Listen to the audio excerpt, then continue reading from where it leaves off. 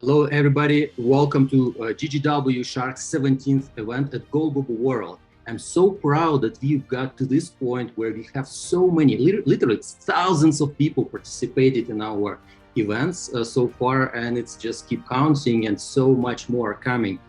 I'm really grateful for investors participating actively and for startups bringing your cool ideas to the world and impressing investors with what you do.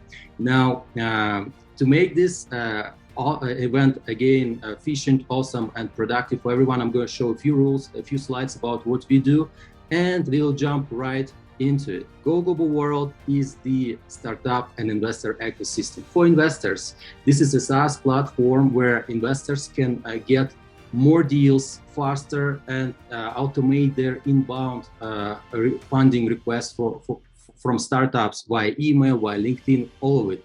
The system automates and qualifies the right startups for them and brings more from other investors to you. Now, we go beyond that. We also created a functionality so you can build your own investor profile, your individual investor profile. It's more than just LinkedIn. It's you as an investor with your own criteria, and the system will know your criteria, will publicly show to the startups who are looking at your profile. And so you can share it as a link. Instead of replying to every mail, every message, the people will apply, and the system will right away will give a decision if it's a fit or not a fit. And so everything will be on your dashboard, and you can manage it right from there. Now, startups as well, they have one pager that is verified by other investors. The key information that startups should present to investors, not lengthy, endless presentations, but the key information that investors are looking for. And so this is also a branded link for a startup that you can share with investors so investors can take fast decision. And this information will be in your dashboard, so you can continue with even external investors who are not registered on your dashboard, your conversation about any fundraising process. Now, those who are registered on our platform, we are doing this matchmaking, and this is so smart that we are offering you the best, most precise connections that you're looking for based on your criteria. And so if you have spent a little bit of time, not much, just building your good profile, not perfect, we already have enough information to bring you the right startups or the right investors wherever you're looking for. The system is built and automates this for you. Now, GGW Sharks. So today's investors, we have Duránd F, who's going to join later on, Wahbeh, Angelica Morrone, Zamir Shukho, and then Ellis. Every of these sharks participated before, so you probably know what to expect. And I will also let the investors to present themselves. So welcome, dear investors. And let's start with Angelica. Please tell us briefly about yourself as an investor. Hello, everybody. Good evening, Daniel, fellow judges, and everybody attending today. My name is Angelica. I am an angel investor. I'm also a hedge fund manager based in Lugano, Switzerland. I tend to like impact companies, impact projects. What do I mean by impact? I would love to hear from all of you if you have something, a product or service that can really improve and change people's lives in some way, shape, or form. So I am really looking forward to the event. This is usually a very entertaining, interesting, and stimulating event. My fellow judges and I know each other a little bit, so sometimes we pick on each other, but we always try to give you value in our comments. So please, if there's anything we can do afterwards, we will connect with you through Daniel for tonight. Tonight for me, because it is evening here in Lugano. I just wanted to wish everybody good luck. Thank you, Angelica. It's always great to have you with us. Jordan, your turn. Oh, hello, everybody. My name is Jordan Wahbeh. I'm with Silicon Valley Venture Group. I am extremely honored to be in the presence of the great Angelica from Switzerland, where all money wants to live. And then from Texas, the hoarder of unicorns. He has 4 unicorns and 40 in the making. And of course, Zamir, Mr. Vibranium, nobody needs to know about Vibranium other than that. We invest in early stage companies, guys. I'm here to have a little fun, but also to learn about you and engage with you. If we're a little bitey, that's what we are here for. We're sharks. We're supposed to bite. Fins are for soup, Daniel. No more fins. I read it. We look for companies that improve the human condition, SaaS, enterprise class, B2B, B2B2C.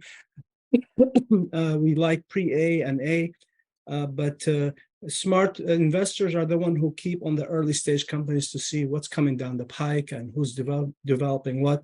At some point, you will arrive to our station and we will welcome you with open arms.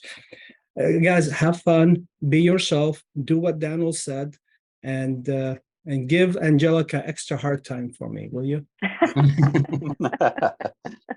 Thank you, Jordan. It's always great to have you. And Ellis, your turn. I don't know if I could do any better than Jordan's introduction to me, but I will try. Hey, everyone, Dan Ellis. I have been on the other side of the table like you guys as a founder, and I've gone through the entire Silicon Valley meat grinder, starting a company from its inception, raising funds and taking it to exit. These days, I'm an angel investor. I've invested in over 40 companies, and I also represent the interests of a family office. And we generally invest at the seed stage, so not pre-seed, not that idea stage, but more the stage where you've had a product that you built and you managed to bring it to market and you have some degree of traction that is significant and are on a significant growth trajectory. We're mostly industry agnostic, but I do tend to lean towards SaaS B2B, as that is my background, in companies with an obvious growth trajectory. But I am really looking forward to seeing the pitches today, and I want to just thank Daniil and my fellow Sharks for being here as well. Thank you. Dan, I have a question for you, Dan. Do you have names for the unicorns, and do you groom them every morning, or what do you do with them? Oh, absolutely. I've got a stable where I keep them all. They're very well looked after. They get all the food and hay they want. Hopefully they're going to continue to grow up, and then we can just send them out into pasture at some point. Yes. Spoken like a Texan. Spoken like a Texan. Right. It's great to have you again with us. And let's continue. So from Switzerland to Silicon Valley, and now to Texas, and back to Silicon Valley. So Zamir, your turn. Speaking about unicorns, you know, because they're mythical creatures, to create one, you need a magical element, which is vibranium, right? Vibranium is the strongest metal in the universe. So you come to us, if you're a B2B SaaS startup and you're raising your seed round and you have some traction, you know, 10, 20, 30,000, $40,000 in monthly recurring revenue, you know, that's when we start looking at you. And we are very interested in B2B SaaS startups, any vertical. You know, we're industry agnostic. We like to help our founders to grow, and every startup has problems. So we're there to help and solve them, because I'm a serial entrepreneur myself. I had 10 companies and organizations that I found before. I was a CEO, and I did raise money previously, just like Dan did. So it's a great journey, you know, when you build something. You had some exits, you did some angel investments, and now I wear the VC hat. You can see, you know, what happened with my hair doing the VC work. Now, with all that said, today I want to wish everybody, you know, good luck when you perform. Try to be sharp. Try to give us some interesting facts about yourself, about your project. Give us some good numbers to rely on, and we'll ask you some interesting questions on the way. And hopefully it's going to be a match. And then we will tell Daniil, hey, you know, we want to talk more with this startup. So good luck. Thank you so much, Zamir. It's always great to have you. And now we all set. Duránd probably join a little later. And before we get started, guys, I just shared the link to join our next event, so RSVP, and our matching app. That's where you need to create your startup profile, so you can match with these investors and more investors from our platform and from our global ecosystem. It takes only to create your startup profile. Now, no more to wait. We have over 70 people in our room, and so let's get started.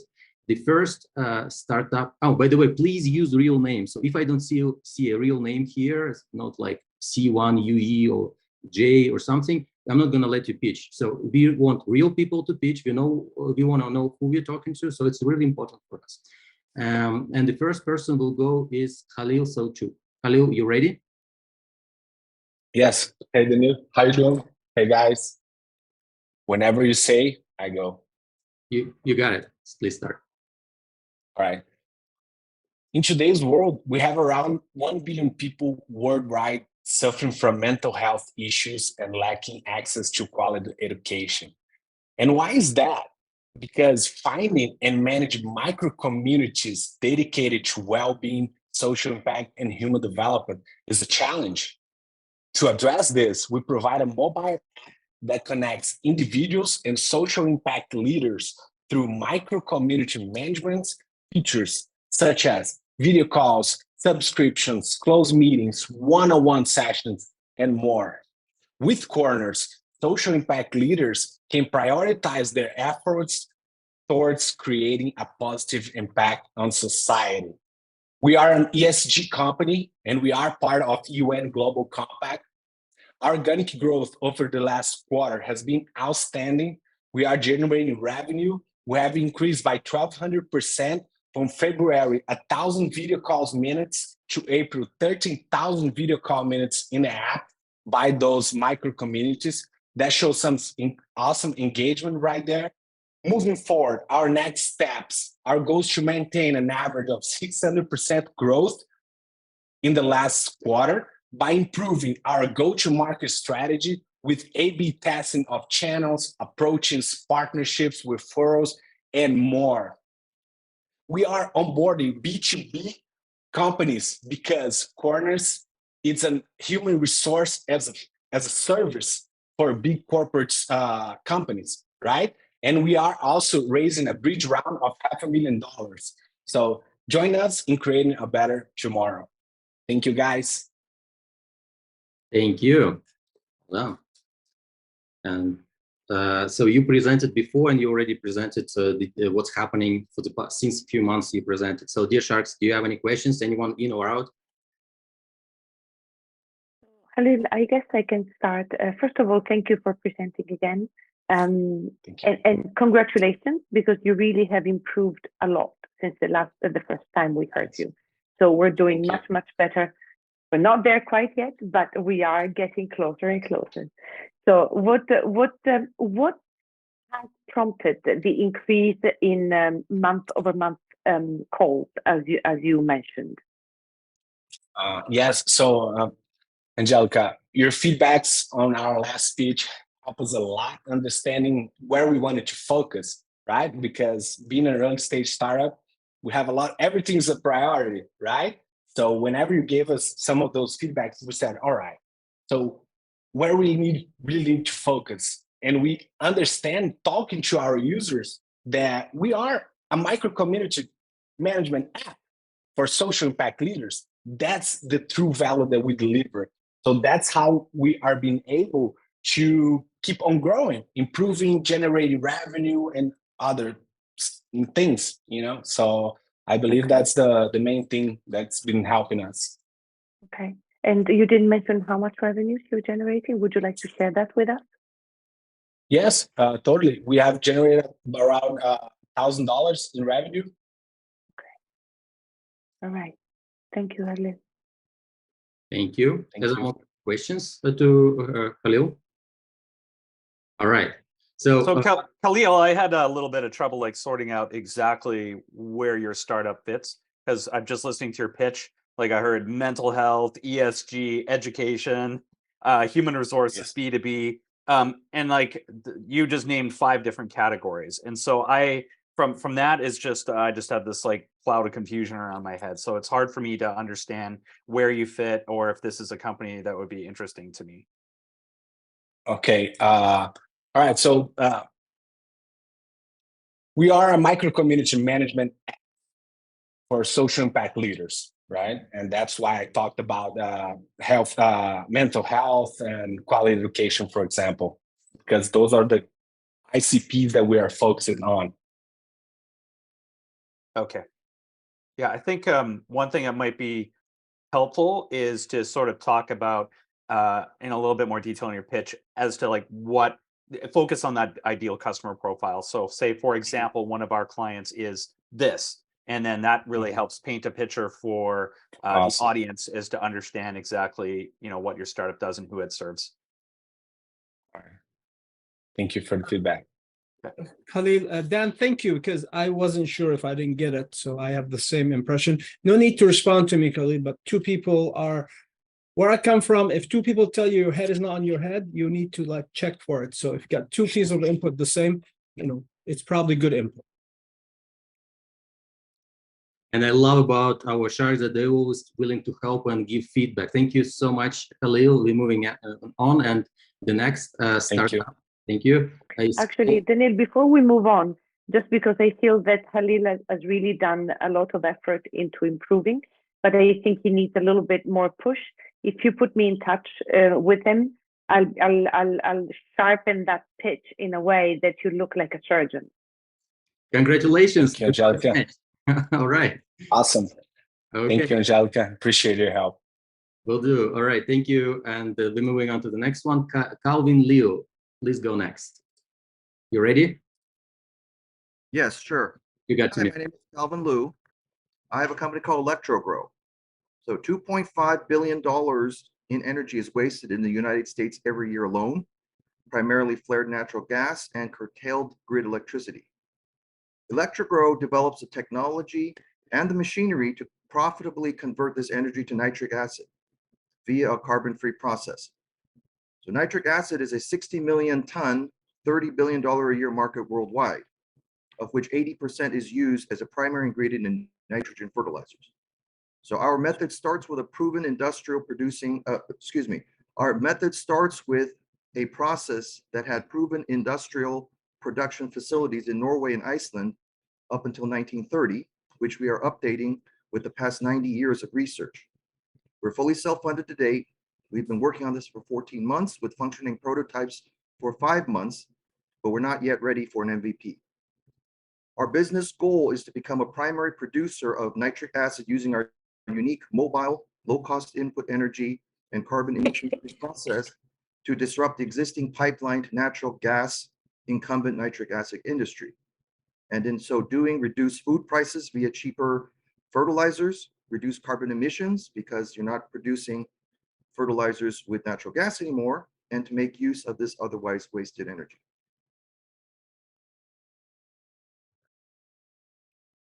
That's it. Dear Sharks, your feedback, please.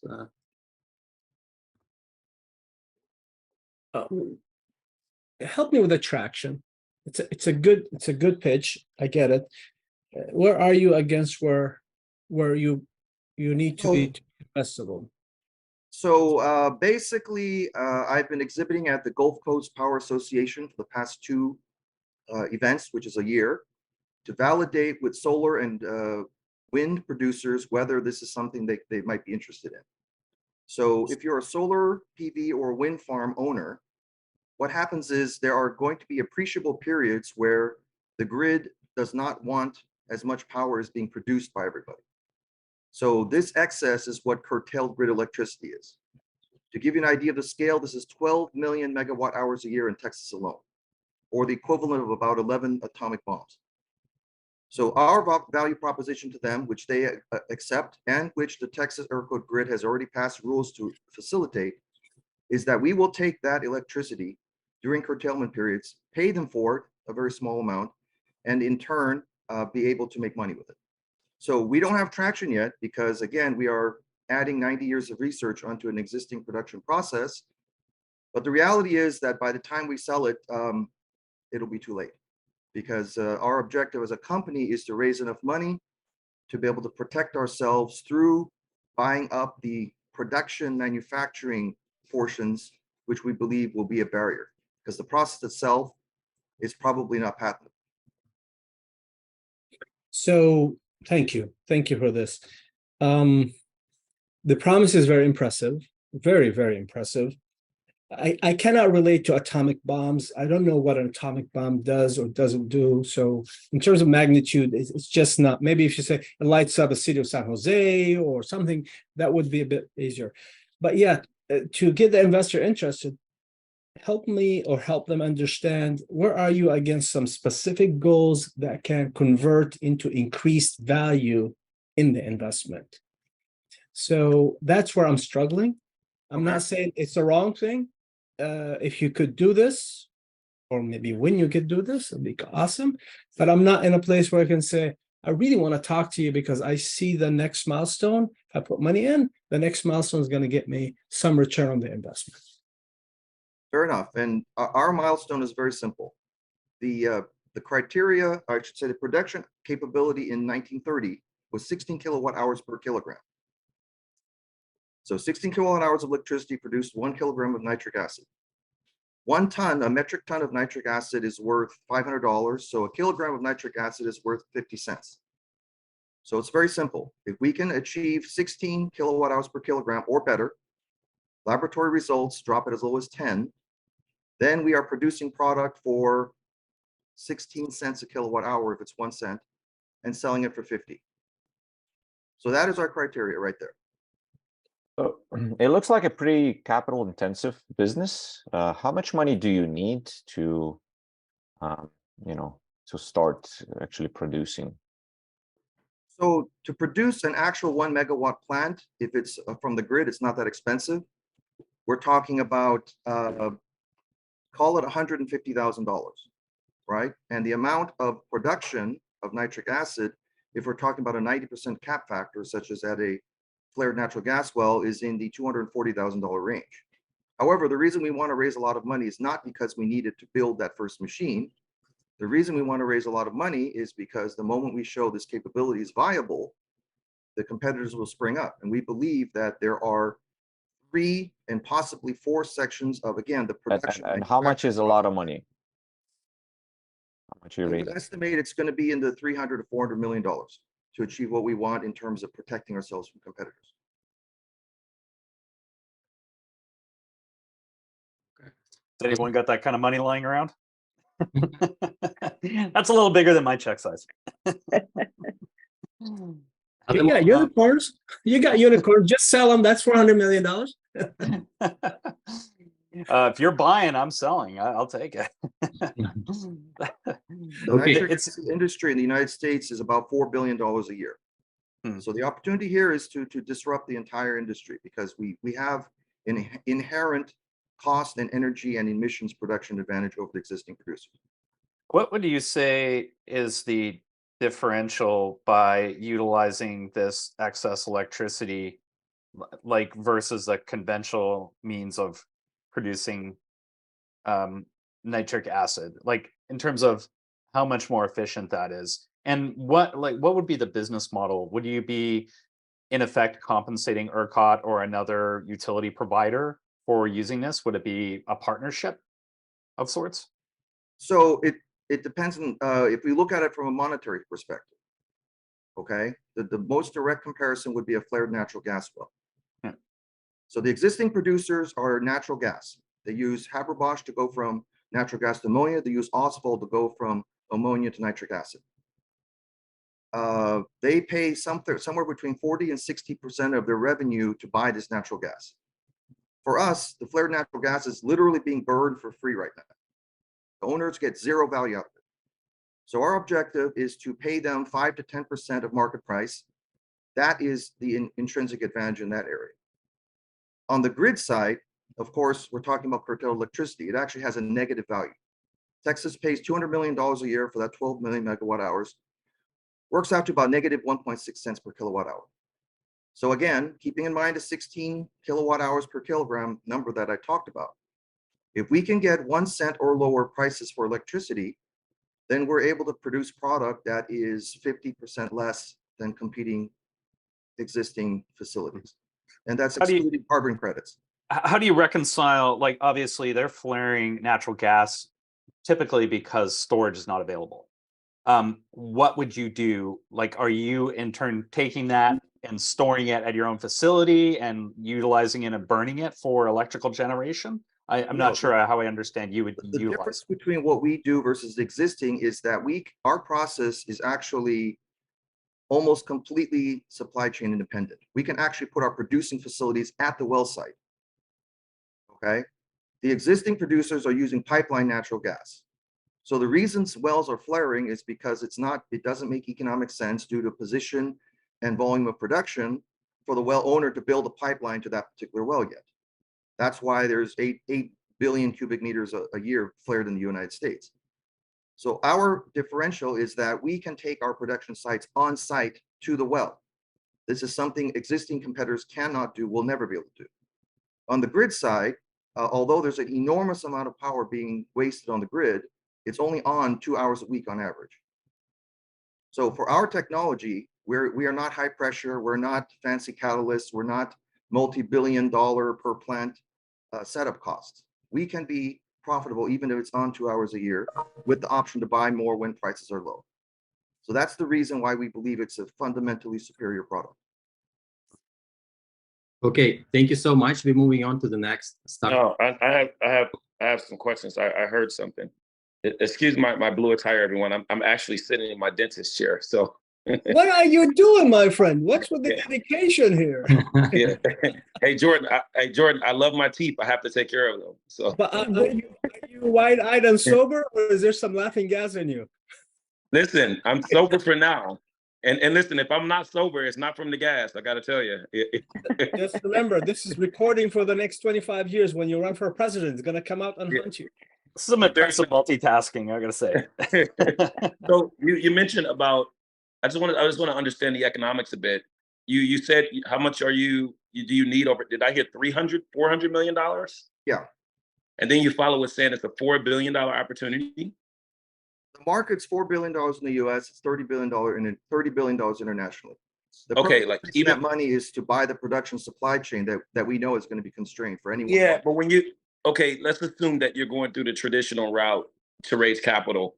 400 million, unless you just have some cure for cancer, is probably around Series B, Series E, which means at that stake, depending on what you raised prior, because the letters don't matter as much as how much you raise per round, those investors are going to want a 10x return. So that's $4 billion you will have to return, which suggests that you get 100% of the US market. I don't understand those economics. Perhaps you can help me out here. Again, the objective is to be able to capture the manufacturing supply capability so that we can expand it inside the US. It's not just you're explaining your product, but just listen to what I'm asking about the math.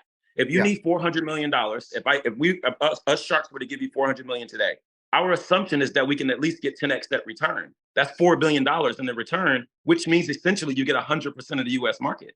No one ever does that. Jesus Christ didn't get 100% of converters. What would you say if you could get 20% plus ROIC on it, though? I would say it's great, but it just doesn't work out mathematically. I'm a numbers guy. I love the math. It's something sexy about numbers.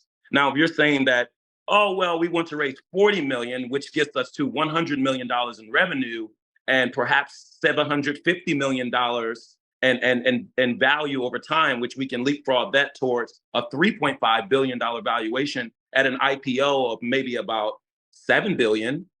But when you say you're going to capture, and that's a portion of the global market, which means you're not going to have 100% of the US if the numbers work out there. You have a percentage of the US market. The assumption is that you globalize, and then the rest of your share is going to be spread out across the world.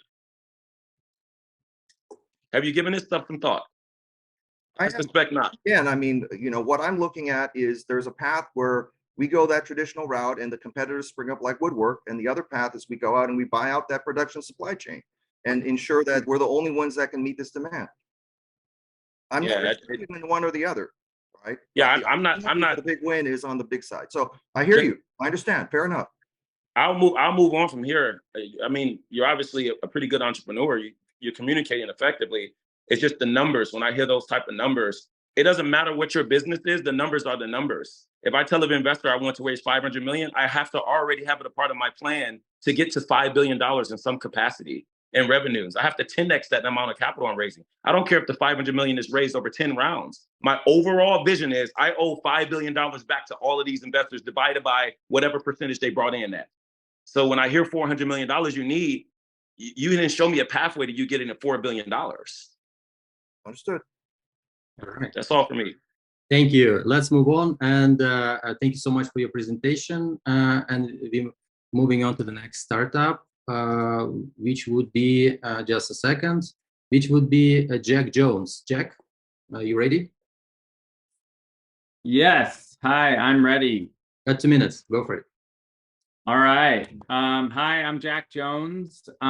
Just want to start off that this is my first pitch to investors ever, but I've been doing stuff a long time. I worked on Wall Street a year and a half. I quit and went surfing in Australia and was there for 3 months. And down there, they did wine in a more economical and environmental way, and inspired by how wine can bring people together, I figured I could start selling wine when I got home.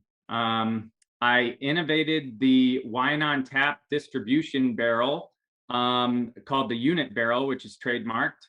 And it opened a niche for our company supplying wine for events. On a cold email, Planet Bluegrass became our client for the last 5 years, where we've doubled annual wine sales records with them. When COVID happened, we pivoted and went national online direct to consumer and offer a new wine club and online wine shop membership model. There has been almost zero sales efforts put into this to date. I am very much a systems builder and not, so I can sell, but it's not me, and that's okay. All of the infrastructure is integrated and very scalable, from production, winemaking, delivery, logistics, permits, inventory, fulfillment, and we can utilize our wholesale channel to market and get the word out as well. So there's some interesting composability components between those two channels. From a valuation standpoint, there's about $25,000 in wine assets valued at production cost. There's about $13,000 in supporting assets. And the scalability and potential components are what really kind of make this exciting. Any funds for investors and or time would be directed towards adding a sales team and really adding club memberships with some interesting strategic direction potential. All right, thank you so much. And not sure it's a scalable business model in terms of venture capital, but yeah, guys, what's your questions? So just because I love wine, and here's a confession, but I think that I would like to give you a little bit of feedback, Jack. Interesting that you're innovating a process is innovation, even if it's not as scalable as VCs and angel investors would like to see. However, I think that everybody needs to go to fundraise, and everybody needs to be able to pitch. Your pitch it was your first one, so well done. However, you do need to follow certain patterns and certain frameworks that really help people fall in love with your concept. You've gone a little bit through a laundry list of things, which is good. I mean, it's basic, but you either have to have a strong emotional component or a strong financial growth component. In your case, unfortunately, I do not see either. So see where you can go with that. Daniel and Go Global have a lot of resources at your disposal to really improve. So good luck with that. I think it's a good business, but it needs some work to really make it enticing. Thank you. Thank you. Are there any other feedback from investors, or we move on? Shortly, I'll just post it in the chat, like standard slides that typical VC pitch early stage startup would do. So it would be helpful probably to everybody as well. Yeah, thank you so much. Thank you, Jack. And we're moving on. Appreciate that. Please stay till the end if you can. And the next presenter is Iskren from KindLink. Iskren, you ready? Already, thank you so much for the introduction and this opportunity.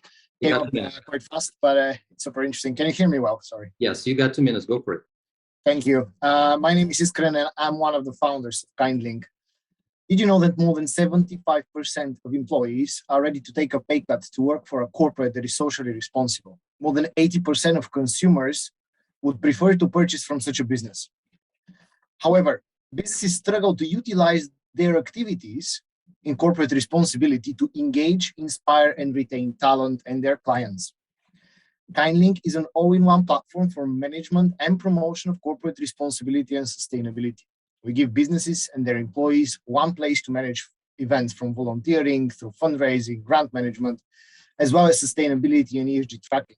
We give them a unique marketing tool to externally promote those initiatives, and we deliver direct impact updates from the organizations they've supported.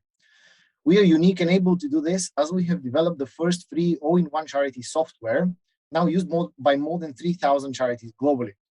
The business model is simple. We charge annual subscription based on the features and the size of the companies that use us.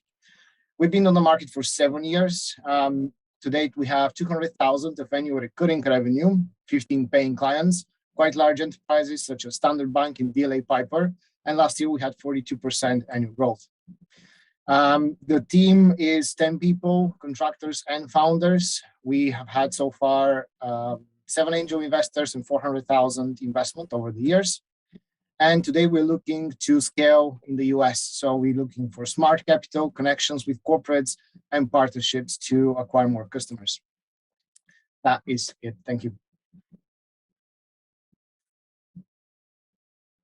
Bravo. Well done. You kicked ass, man. Really good. Now I'm going to ask Zamir to invest in you because he's my friend. It's a great idea what you're working on. Just a bit more. Is there? Oh, he's gone. The valuations you're coming up with, can you give me a sense of what these look like? Valuations I'm coming up. So the initial valuation was about 2.5 million from the angel investors. At this point, we are a startup VC accelerator in New York, where I'm pitching from, and the last one is 6 million. One more time, sir. The last valuation we signed a convertible note with is 6 million. Pre or post? Pre. How much you raising? 2 million. Okay. All right. Do you do integration with all the other HR corporate systems? Is it? That is exactly what I'm looking for. So we have integration with Teams, Yammer, Slack, emails, with Facebook, Twitter, LinkedIn, and we need to, this is part of what we need capital for. So we need deeper integration with Teams, and we want to work closely with Workday, Bamboo HR, and the rest. We are in talks with Aon, the employee benefits provider, so they want to plug us into their solution. So hopefully that works out, but that's a very slow process, and we need bandwidth behind us for that. Okay, what's the end game? Not to infringe on Zamir's theme, the end game, but where does this go in 2 or 3 years? Are you looking? What's going on in the market? Are people buying companies like yours?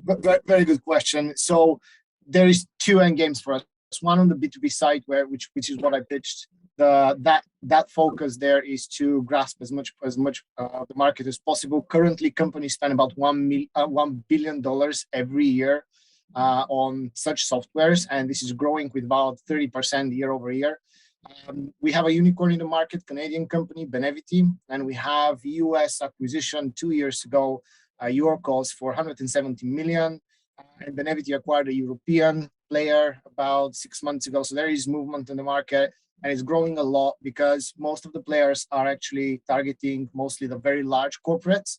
We can service them, and we actually talk to most of them. They love the product. We have written testimonials since our product is better, but we don't have the bandwidth in terms of brands yet. And we also gear for the SME market. You described it. I'm sorry, go ahead, Zamir. Yeah, I was going to ask about the customer, profile, like who is the customer? How big is the company? 200 plus employees. Ideal customer right now to scale faster, 200 plus employees up to 10,000. But the other day I spoke to Ernst & Young, to Washington State, the government. So we can service, and we do service very large corporates. These sales processes are just super slow. So we prefer to work with middle size, around 1,000 employees. That would be ideal. And what's the current monthly recurring revenue? So the annual, we annualize it because from 15 clients, they pay across the board, but about 16,000, 17,000. That's ARR? That's monthly recurring, and ARR is 200,000. 200,000. Okay. I'm interested to talk.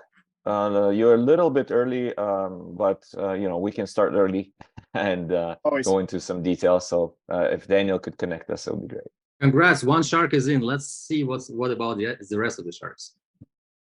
So would you call yourself a competitor to Benevity? Is that exactly the space that you're playing in? Yes. Okay. So you've been around for 7 years, and it's taken you that time to get to 200K in recurring revenue. But it sounds like your velocity. Yeah, go ahead. Sorry, I do have to interrupt you here. This is not exactly correct. We did launch this product 2018. We scaled it to 70 businesses in freemium clients in 19, and 20 was ground zero for us. So 21 was actually the first year that we started generating this revenue. Okay, so there was a pivot of sorts that settled on this particular product, or what changed that acted as a catalyst to your growth?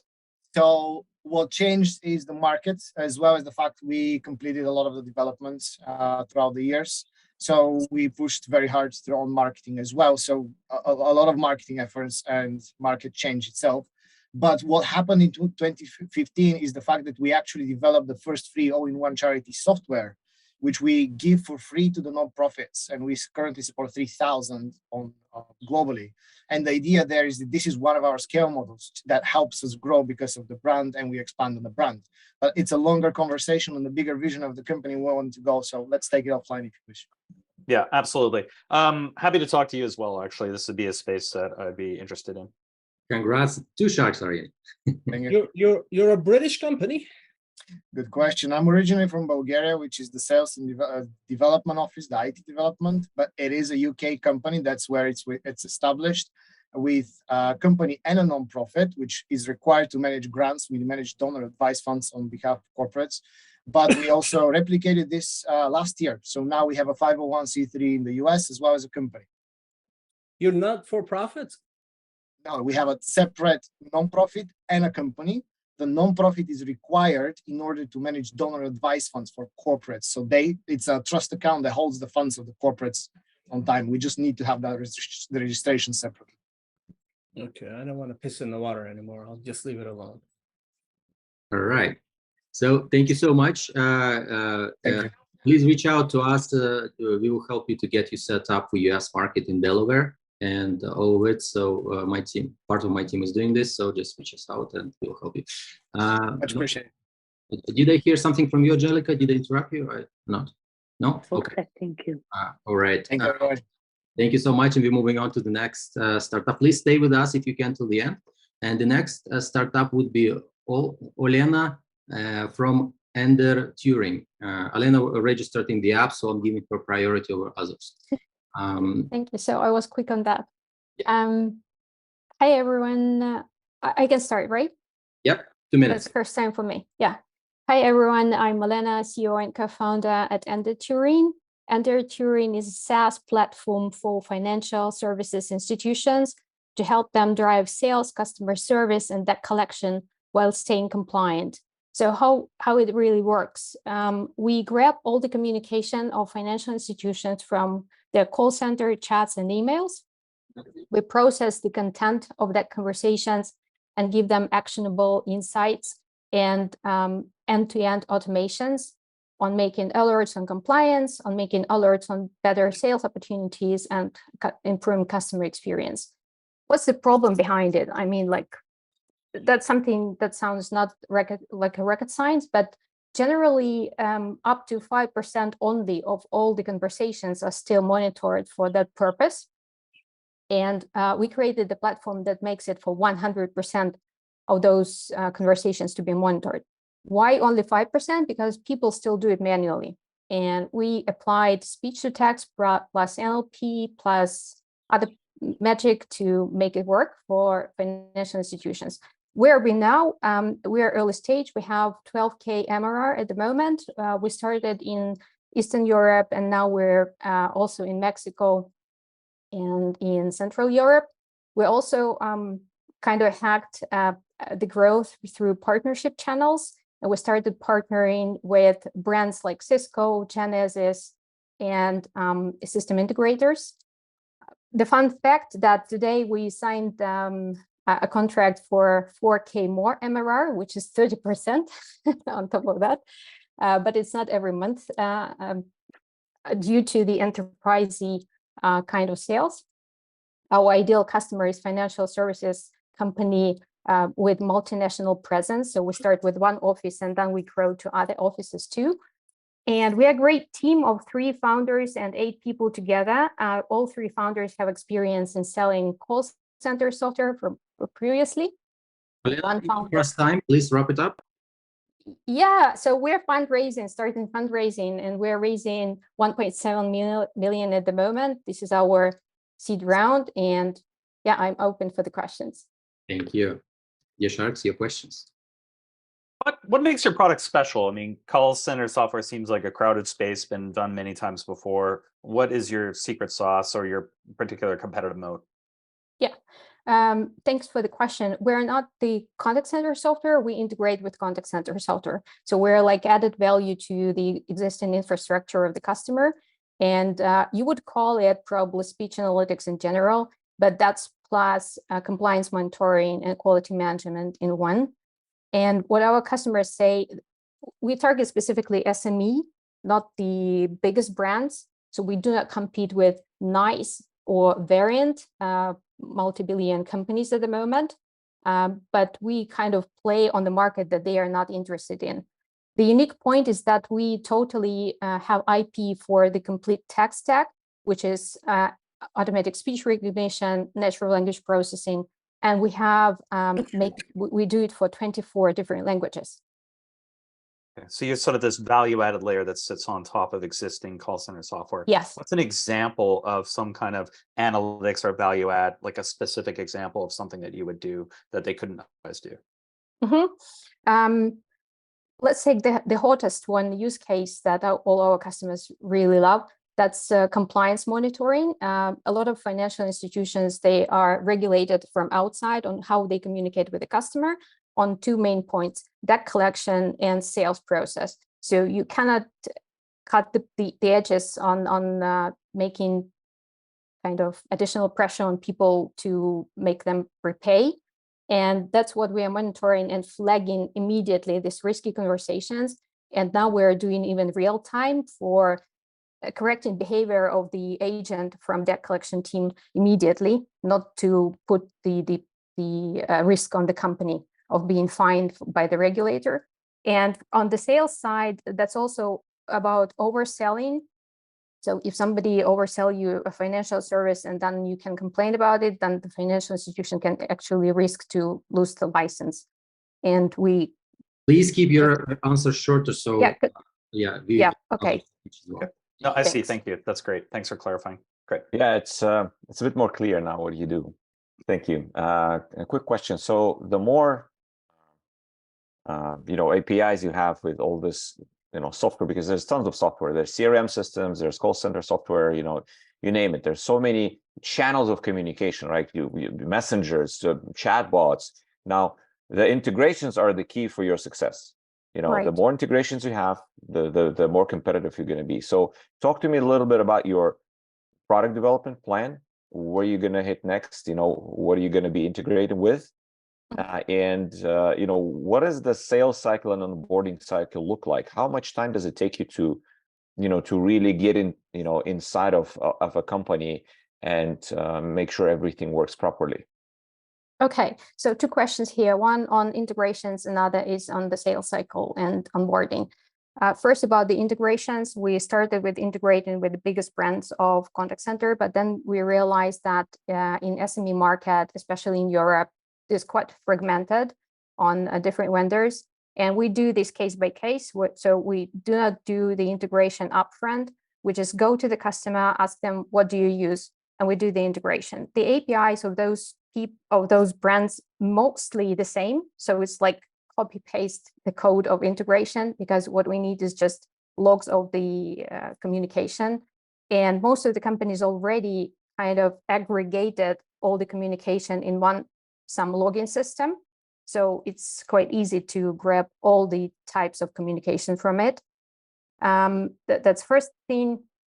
So our roadmap divided between the product features, value features, and then integrations. And the integrations we do, I would say, case by case. Currently, we have it with Eleveo, Cisco, NICE, Genesis. You can name just quite many of them. And on the sales cycle, yeah, it's long because it's usually financial services. They have their own process of making a decision and budgeting. And that's a little bit keeps us behind the speed.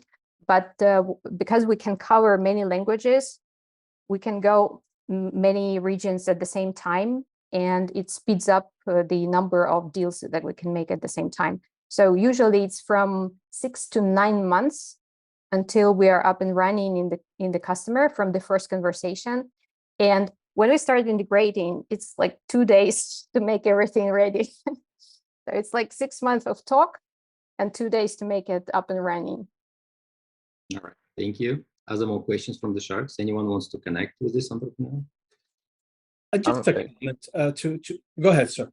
No. I mean, you look like a startup who we would be interested in looking at, but maybe a little bit on a later stage, like when you have a little more traction, more integrations. We do have a very similar startup in our pipeline right now, but they are way ahead of you, you know, in the process. Thank you. Jordan? The purpose of this session is to talk to investors, but also maybe hone and fine-tune your pitch. Speaking to everybody, not just you. The interaction with the Q&A, it reflects greatly on the future relationship. So when the question about the integration came up, we had a very, very, very, very long answer. And I sort of lost the punchline in the length of the answer. So if you're listening, all of you folks, try to, when you get an answer, you don't have to jump right in. Take 5 seconds and say, all right, here's my reply, and keep it compact, because this gives you and the investor a chance to talk some more. Thank you very much. But you lost me in the answer. So I'm not sure if the answer is yes or no in between, but Zamir got it because he's in the business. I'm not, so I'm not quite sure what it does to me. Thank you for giving us good information. Thank you so much. Angelica, you have any feedback or remark? Okay. I'm all set for now. Thank you. But I am aligned with Jordan because I'm not in the sector and I got a little bit lost there myself. Just being concise and precise, it's always appreciated by everybody. Thank you so much, Angelica. And thank you so much for your presentation, Olha. Please stay till the end, support others. And we're moving on to the next startup, which is, let me see. And that would be Yong Chia. Yong, you ready? You got 2 minutes. Yong? Yes, can you hear me? Yes. Thank you. Hi, my name is Yong, as Danny says. I'm the CEO of Go Afrique, and we're at an initial stage seeking for 200,000 for 20% of our business. So tomorrow's customers want quick and easy access to products and services, while service providers, on the other end, want flexible and instant paid jobs. Go Afrique is a platform that offers a fast and convenient all-in-one platform to book transport, delivery, and handyman services. We make a 10 to 25% transaction fee on every order. Our go-to-market strategy targets smartphone users in Central Africa. That's like 6 countries. Without transportation, and those users or service providers who have bikes, cars, or skills that they want to use that to earn extra money. GoAfric estimated from our research a potential user base of 500,000 just in Cameroon as a country, because it's the central part of the Central African region, to be able to make 10,000 transactions per day. So we have a team with expertise in actuarial science, app development, customer service, and marketing in the Central African market specifically. And we are well equipped to achieve the goal of generating $3.1 million in an annual revenue within the next 2 to 3 years. GoAfric's mission is to create opportunities and uplift lifestyles for the 80% of youths, women, and rural people mostly in the informal sector of Central Africa. Young, your past time, please wrap it up. Yeah, I'm just wrapping up. The platform is already live on Play Store and App Store, and we're in the business of trying to disrupt all the apps or whatever that can be in the market, because we have a unique platform that's serving like an all-in-one, a one-stop shop service provider process. And we would like to get investors who are willing to join us in the business of helping people. Thank you. All right. Dear investors, do you have any questions? Can you just maybe in one sentence, one more time, what is the product doing? So like I said in the beginning, it's a platform that connects users on one side to service providers. Users of what? What kind of users? Okay, users who want services like an electrician, a plumber, a beautician, you want a food delivery, you want to get a taxi, every service you want in life, we have someone at the other, want to connect you with someone at the other end to be able to provide that service. So it's a marketplace. Yes. Service providers on one side, customers on the other side. Okay. Perfect. So you said you launched an app. Do you have any kind of traction right now? Do you have any users trying it out, like a freemium model? What is it right now? Was launched basically like 3 weeks ago on the platform, Play Store and App Store. We ran already Google ads, Facebook ads to try to generate some traction. We were able to generate a few, I think it's like 100 and something users of the platform already. We have a huge marketing strategy which we want to put in place. Given the Central African market is a little bit different than other markets, so we intend to run that. I can expand on that marketing strategy later if you want. What is your market, sir? Central African region.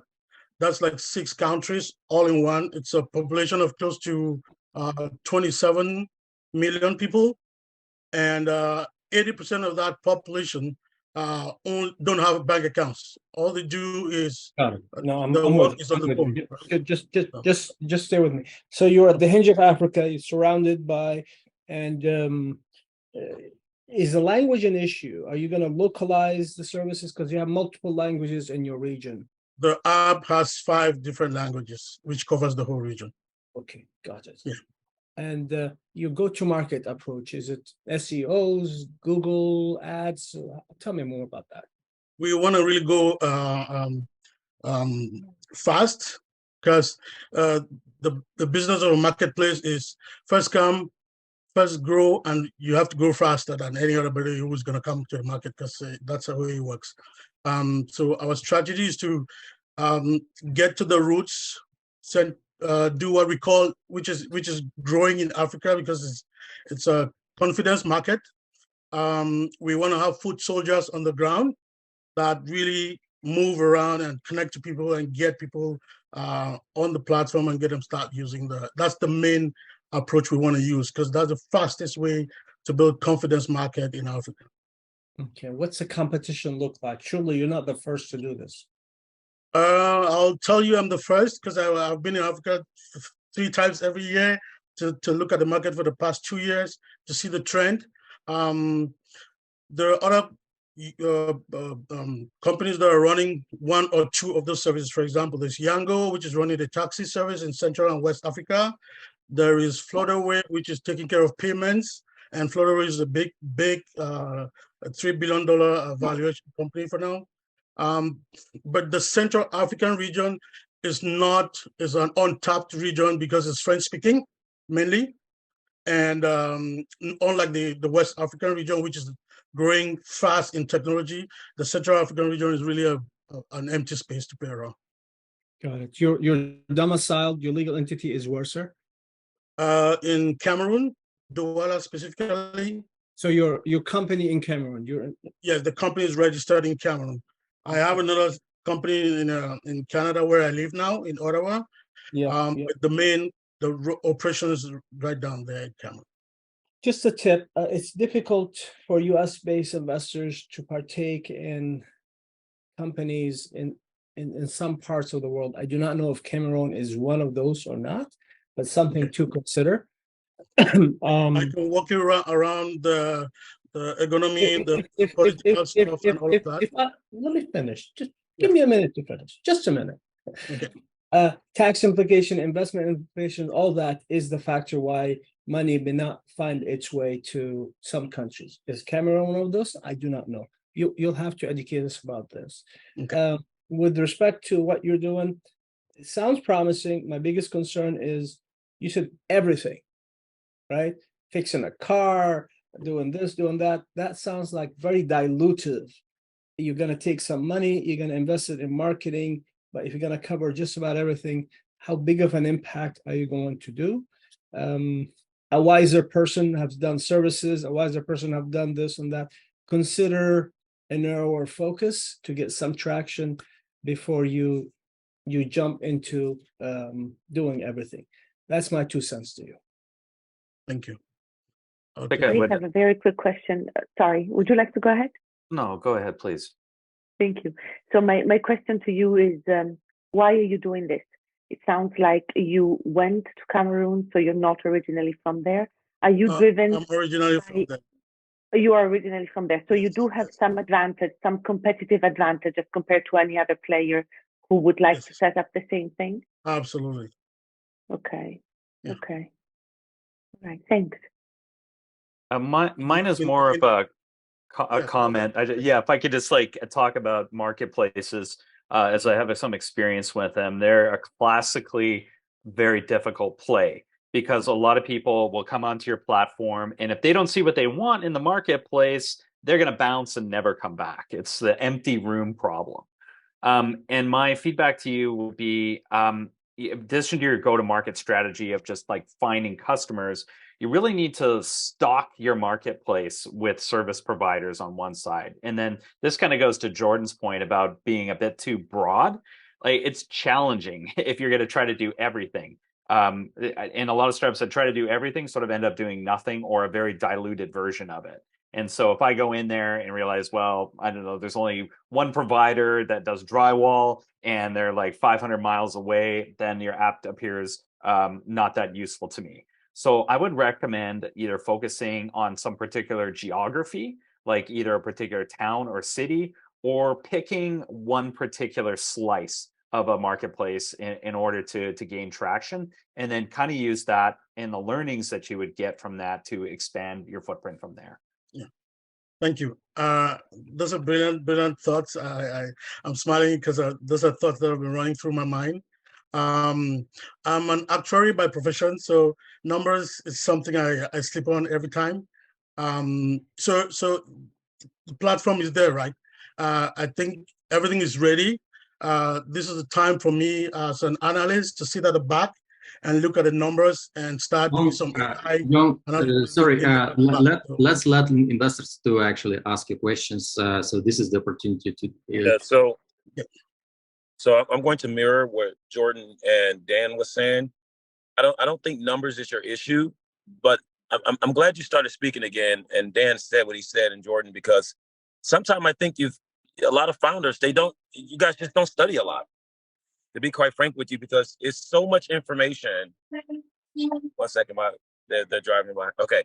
It's so much information online about these marketplaces and what one needs to know, because I would even argue, I always like to say social networks are really hard to build, but marketplaces are very, very tough.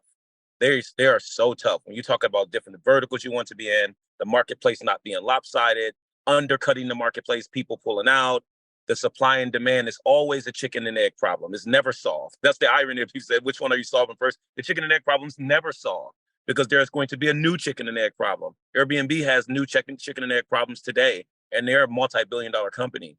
I would say take about 14 days of not thinking about getting in the market and raising capital and really diving deep on the internet.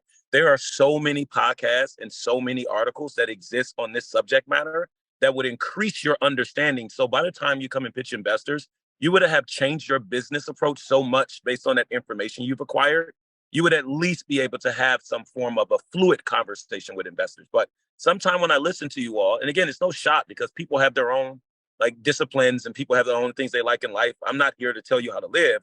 It sounds like you guys just don't study a lot. It's so much information on. It's like I want to send it to you now, at least 70 articles that I've read in the last month on marketplaces alone. A16Z, one of the big VC firms, they list the top 100 marketplaces all the time, and they specify why they are listing these top 100 marketplaces. So I would urge you to do some homework over the next 2 weeks. Completely take off your entrepreneur hat and put on your research and study hat, and just zone in on studying as much as possible. You should have watched, by the time you probably come and pitch again, someone needs to mute their mic. It's the little button that says mute and unmute. You can utilize any one of your fingers to tap on it. So you should have watched like 75 YouTube videos, read X amount of articles before you even talk to anyone else about your marketplace. So that's my advice. And it mirrors that of Jordan and Dan. All right, that's all. Thank you. All right, thank you so much. And we're moving on to the next startup. Please stay till the end, exchange your contacts and support others. And the next founder is Zamir Shukho from Omi Life. Zamir, are you ready? Yeah, I'm ready. Okay, you got 2 minutes. Go for it. Cool. Hi, Sharks. I'm Zamir. I'm a Gen Z marketer, content creator, grad student in business analytics with experience in live shopping industry back in China, where live shopping has become the way for 500 million young people to shop online. So you are probably wondering what's special about live shopping.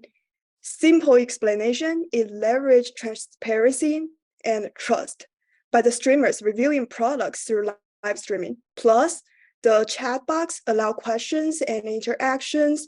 So in a way, you can consider it as Twitch for online shopping. So after 150 interviews and survey during the past year, I noticed how greenwashing makes our shopping experience troublesome. With big crops being loud about their little effort to the environment, eco-conscious buyers like you and me have to spend extra hours doing research for real eco-friendly brands. And meanwhile, those young sustainable brands without millions of marketing budget, they're having difficulty letting us even know their existence. So therefore, with my knowledge and my tech co-founder Brian's skill set as the senior software engineer at Target, we introduce you Omi Life. We're an online marketplace for eco-friendly brands where you can get to know a brand from 0 to 100 within 5 minutes via our live sessions. Because no editing, no faking. You get to see the real product usage and hear the brand stories. We aim to provide an effortless green shopping experience. So far, we've tested out our concept over Zoom twice, resulting in 20% sales conversion for 8 personal care brands. Our own web app will be available next week, and we'll host more events over there during this summer. Thank you. Thank you. Right on time. Yes. Yes, All right, Zamir, I guess I'll start with one question, which is, in your pitch, you spoke for about 1.5 minutes about the problem, and then you told us what to do. And you forgot to tell us how we can help you. What do you need? Where you need it? Just to tell us a little bit more about that, but try to be really concise, please. Thank you. Mm-hmm. Yeah, thank you for the following up question. So I stopped at, we're gonna host more event during this summer, is prepare for our beta launch later this year. So for beta launch, we're currently raising for $150,000. It will be used for our tech, manage the cloud server, and marketing effort. Yeah. Okay. Do you have a team? You spoke about a co-founder, right? Yeah, I have a tech co-founder. Okay. So Summer, I know that this space in China and Asia of live shopping is absolutely enormous and has produced like incredible results. Mhm. But for whatever reason, and I don't know this with total authority, it doesn't seem to have taken off in North America to that extent. Do you know why that is, or can you comment on that? Is it a cultural difference? Is it just that we haven't been exposed to it, or there's not good use cases, or was it more of a function of pandemic or some other factor that we're not seeing? That's a really big question. So, the reason I started because I can sense the potential in the US market. Yeah, it takes a couple of years for a totally new, different market to get to know a new thing like this. And definitely, like you said, the culture elements, like in Asia, first of all, we have massive population. Once you start doing something, even though you got like 10% of people using it, that's massive already. And it can help you boost super quick. And also in Asia, we start using the influencer marketing, use the power of influencer marketing. I think it's a couple years earlier. And about the influencer marketing, it does require a while to curate the relationship between you and your audience, to let them, to build up the trust, so you can start consume them, convince them to buying items, trust your recommendation, buying items from you. So I think here it is early, but there are early movers already. There are a couple of young live shopping platforms already since 2020. And also Amazon has tested it out since 2020 as well, around that time. And Instagram, Meta, they introduced their shoppable live features too. So it's TikTok. So those giants and small companies, they are both testing out this market, which means now there are early mover advantage. And I believe it did indicate this treasure in the future. I mean, there is a gigantic industry of shopping through TV. I mean, there's channels for shopping in North America. I mean, it's moving slowly towards online, but this business has been out there for ages. You know, where people would stand and dance around and show you jewelry or show you an appliance and be like, call now and you get a deal. I mean, I've seen those when I was growing up. So I think maybe the reason why it's not so much through internet at this point is because the TV is just dominating this market in North America. Yeah, may I add a comment on that too? Okay, yeah. So when I grew up, I remember I have TV shopping channel as well back in China, and it does different because now the power of social media, especially among young people, we seek for transparency out of it instead of those hosts. They got paid to tell you all the good things about the product. So we don't not only want to see the pretty part, we want to see the non-pretty part, non-glamorous part. And so that's also part of the reason I say live shopping can leverage transparency. So interesting. Where do you see yourself fitting? Because I thought about Amazon live shopping. I've utilized that. I thought about Poshmark. The platform they have. They're doing really good, especially here in North America. And in fact, it's increased their valuation tenfold because of the introduction of the live shopping. But I also thought about Whatnot and Pop Shop Live. Yeah, that with the collectibles. Where do you see how do you see you fit in that ecosystem? And then I have a follow-on question. Definitely. So yeah, I'm aware of all of the platforms you just mentioned. We are currently occupying different niches, and in eco-friendly, the specific niche. So as far as I know, I haven't seen any company there And Yeah, see, I don't think your value proposition is going to be eco-friendly. Humans are very fragile and they're contradictory. One day they're vegan, the next day they love fish, then the next day they're spiritual, the next day they're atheists. Like we're so fragile in our positioning, and that's a part of us living life and getting new information, meeting new people, learning different cultures. So I keep hearing you say that. That's fine. What inspires me most is that you're a young entrepreneur. You understand the Asian market, which is always at the end of the day the biggest market in the world. I love the industry. My wife already messaged me that she's interested. So I'm definitely going to have Daniil connect us so I can get you connected with my wife because she handles this part of our fund on these type of investments. But I just really want to understand your value proposition because it is true. If you carve out something, you can build upon that and have something really unique because there's not going to be a short of a restaurant just because there are 15 million restaurants. So I don't care about there being a lot of competitors. I'm just not extrapolating your value proposition from you because you fell in love when you went to sleep last night with this word eco-friendly. So I want to actually understand. So I'll give you an example. When Bill Gurley asked the Uber founder, Travis Kalanick, like, what's the real thing here? He said, once we get them to ride twice, we got them forever. So that was their hook. He said, once we get them to ride twice, we know that we got them forever. I'm not hearing your moat. So if you can move eco-friendly, I don't know if you could do that now, but like, what's the actual value proposition of your product outside of this sexy term eco-friendly, which was created by another human, by the way, as a marketing term. So what's your actual value proposition outside of that word? Yeah, so that's a good feedback. I will definitely think more about value proposition, but we do have one slogan is 1% greeners matter. Because we try to. You love marketing. My wife is really going to love marketer. Love marketing. Right. Let's move on. You're coming back with these marketing. We have 12 startups to pitch. Let's move on. Thank you so much. And we will connect you with Duránd. Congratulations. So, and the next person would be Peter Sunnington. Peter, you ready? Yep. Can you guys hear me? Yeah, you got 2 minutes. Go for it. Awesome. Let's jump right in. It's good to be here, guys. Long story short, I am a perennial entrepreneur. I've built several startups. My first startup was a 9-year grind to acquisition, and I built 2 other startups with an early equity buyout.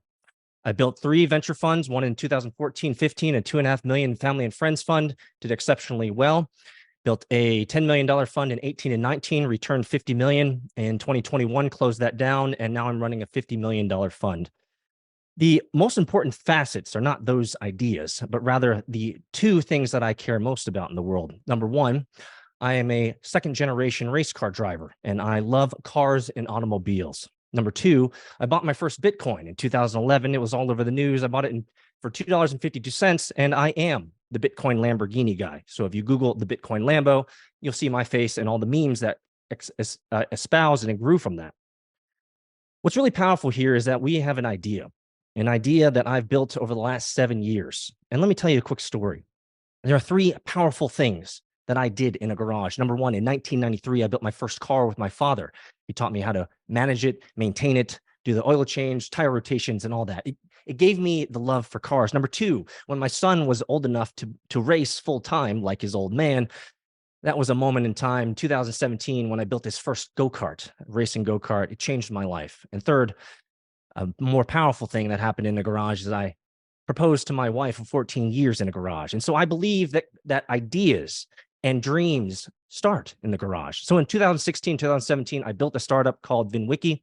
We have lots of traction. So let's talk about it. Over the last 7 years, we have been growing by 300 users per day. We are growing by 1,200 subscribers on social media per day. We have a 1.8 million subscriber YouTube channel, and I do over 100 million views a month, over 1 billion views a year. And so this is obviously a fantastic advantage that I have in that every time I invest in anything or do anything, I can tap into over 2 million global community members who can immediately create traction and revenue for me. And so we are building this next version of VinWiki, an automobile app for Web3. Let's talk about the 3 target demographics. The first target demographic is car enthusiasts or car owners. If you're a car owner, you should be maintaining your car on a mobile app. Number 2, event organizers, whether you're putting together an event, a car show, or a race, you should have a mobile app that's better than Eventbrite. And number three, retailers and suppliers. There is a fractured marketplace out there, and the total addressable market is 3.3 trillion. Yes, with a T, $3.3 trillion in the automobile service market arena. And that's what we want to tap into. We have already proven out our model over the last 7 years from the user perspective. We have over 500,000 users. Again, we're growing by 300 users per day, and we're doing $26,000 per month. We've already built our event organizer partition. And so we launched that last year in 2020, or 2 years ago in 2021, to the 4 of the largest car shows in North America, to great fanfare. Peter, And the final, wrap it up, your past time. Sorry. the final section is retailers. So there is no automotive marketplace like an Amazon or Alibaba specifically for cars. We're going to be building that out. So we're bringing 3 of the user personas together: car owners, event organizers, and retailers all together. We have traction. We have revenue. We're looking for $5 million at a 10% spot. There you go. Sharks, your questions. Who is in? Yeah. So are these virtual cars? You said metaverse. Are these Nope, physical cars? I did not say metaverse. These are real cars. So if you see, I have a car behind me, and I have cars in my garage here. So any car that you have, which is what's so fascinating, what we've proven over the last 7 years is that people care about their cars, and they want to receive discounts for their cars. They want to receive tire rotations on the cheap. They want to be able to upgrade their turbos cheaply. And so we have 500,000 users of our current application, again, growing by 300 per day. And we've clearly proven that people want to manage, maintain, and earn with their cars. So this app is in the App Store now, iOS? You got it. Android and iOS. Got it. So essentially, you have a marketplace to buy and sell cars? No, we have a we have a marketplace that connects car owners to retailers and to events. So does anyone have the ability to buy and sell a car? Not yet. We're looking forward to building it out. So what's the core product, and how does it make money? I mean, I get the story. You were reading off of something which frustrated me. No, I'm not reading off anything. I'm just a really good speaker. No, your eyes weren't directly inside of the camera lens. I do a lot of filming, so I can know if someone's looking directly inside of the camera. Well, you're coming off really tough right now. You should look up my YouTube. I post videos every day. I speak every day. So I'm quite friendly. Yeah, I mean, I'm whether I'm tough or not, it's not relevant. What's relevant is you're pitching and I'm talking to you.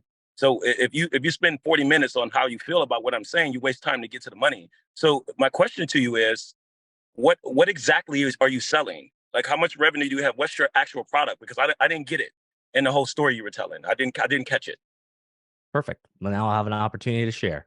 So first and foremost, our hypothesis starting back in 2016 and 17 is that if you could upload your car to an application so that you could fully document the true history and maintenance of that car, our hypothesis was that you'd be able to earn anywhere between $500 and $1,200 more on the resale of that, because you actually have true data on how you maintained it, how you upgraded it, these types of things.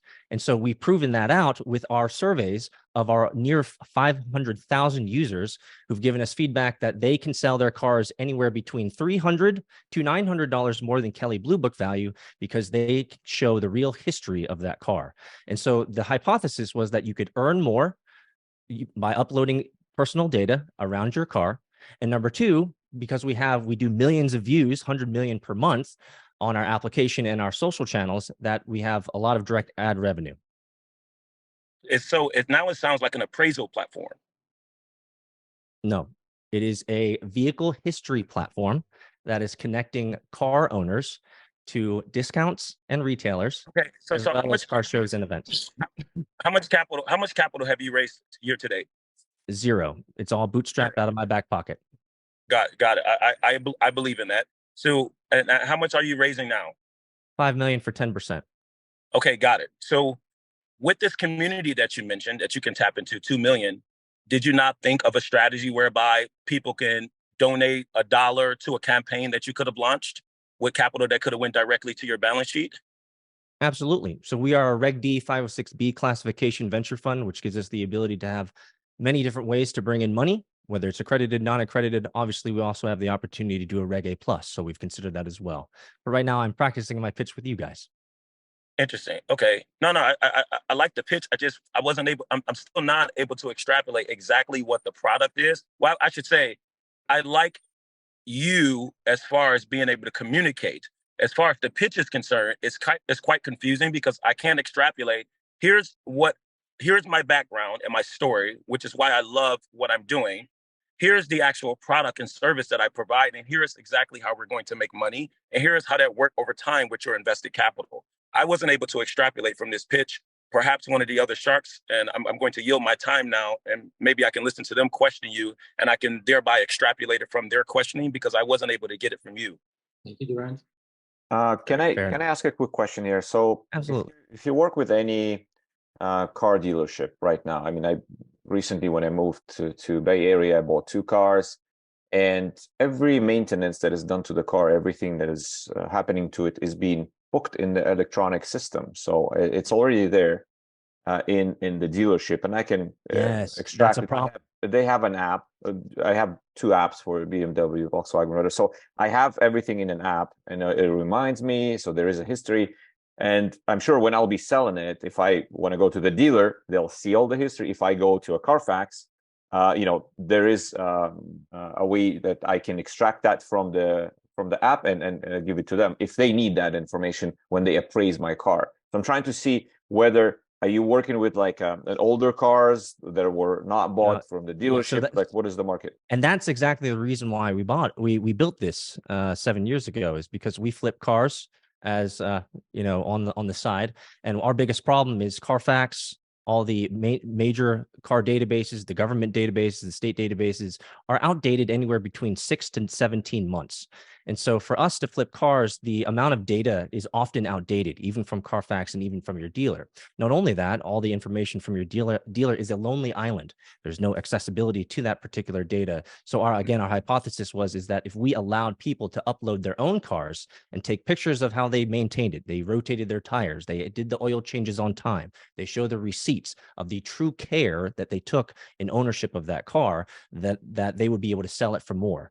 And so far, our hypothesis has rung true because our data is better updated by the users themselves rather than waiting and relying on third-party services like a Carfax or a dealer. Who makes a decision on the car price, though?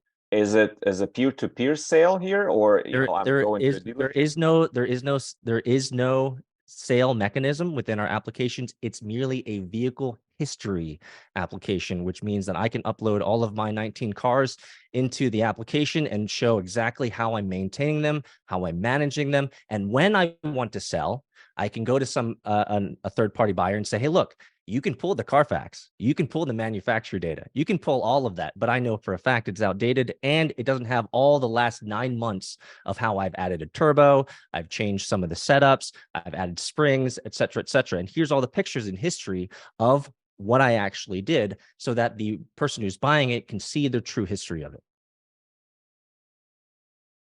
We make most of our, to answer your question, how we're making money is ad revenue. So 90% of our revenues through ad revenue because we have so many hits and so many views. So we haven't monetized any type of trade yet, any trading. Yeah, I can totally appreciate this app because I find the process of maintaining vehicles to be complicated, and I usually just end up with paper receipts on all of this, and it's a lot to federate together. And you know how like paper files go; it's not great. Sure. Peter, what are you doing to remove friction from the process? To say I go get my car maintenance done and there's a laundry list of items in there. Am I just like taking a photo of that to catalog it inside the app and great question, annotating it, or is there some kind of So we pay about $18,000 to $20,000 per month for API access to VIN data, and not only VIN data, but VIN databases. So we currently have the largest database of 10.6 billion connections and data points on cars in the world. So we are the largest free database in the world of VIN data on cars. And so we've been collecting this and leveraging that VIN data to amend to the current poorly constructed government data, state data, dealership data, and we're amalgamating that all, and we own all of this data. So what's really powerful here, obviously, is a massive data play, and we're already working with large manufacturers like Michelin and these types of companies to be able to leverage, monetize, and deploy that data into asset generating functions. So, since you're obviously good at building audiences, is there some kind of opportunity to use the geolocating like ability with your phone to determine, I'm in this area, there's, Absolutely. 4 garages that service me. You got it. It would be great to be able to like surface deals in app for that, for example. Are you guys planning on doing something like that? That is one of our greatest use cases, is that we have people who are car spotters who go around and spotting cars, adding them to our database just because they're enthusiasts and they love what we do. Again, we have a YouTube channel of 1.8 million subscribers. We have the best that I have ever seen. We have over 70% DAU. Over 70% of our users are active daily. It's amazing. And so they're constantly updating car information, cars that they see, that Subaru they saw, that Civic they saw, that Lambo they saw, and they're giving us all of that data, which is extraordinary. So we have some of the most unique links and lists within our application that no one else has. For example, we have every single Lamborghini Murcielago on the planet within our database. No other database has that. We also have all the F12 Ferraris. We have the largest list of that. Some of the unknowns and some of the ones that you can't even find because a guy in Abu Dhabi found it and posted it onto our application. And so we have a lot of great car enthusiasts that continue to grow our community and grow interest. And we have a lot of general, what we call Joe users, who are realizing that hey, I have a Honda Odyssey. It's a 2019, but they're telling me that if I upload this Honda Odyssey and I post in when I do oil changes, when I get it vacuumed, it'll help me increase the value of the car. We're finding a lot more of Joe users as well as moms and parents that are uploading their cars so that they can receive discounts as well.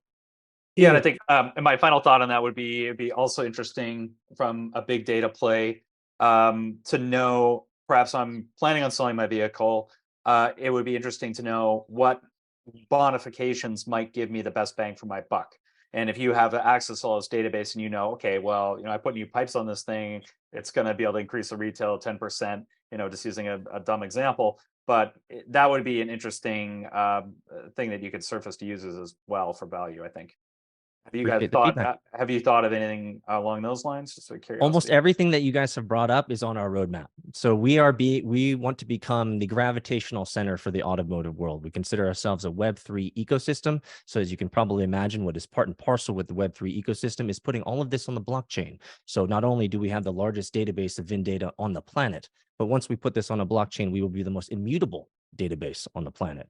And so this has a lot of opportunities for extrapolation as well as abstractions into the NFT world, soul-bound tokens, et cetera, as well as tokenization of assets in general. And so we expect to be a tip of the spear when it comes to the first smart contract in terms of selling a car and also the abstraction of that car, the NFT version, as well as the titling as well. So we're really excited about leveraging our platform to be one of the first in the world to actually be able to sell your car on the blockchain using smart contracts through a social mechanism.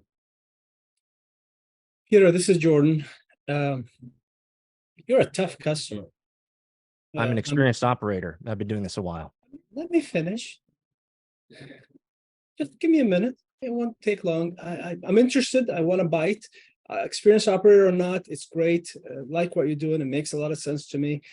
I think the challenge listening to the whole thing was you covered a lot of territory and you mentioned a lot of things in there that somebody said, is this real? Is this not real? But I've tracked you for a while, so I think there's something in there.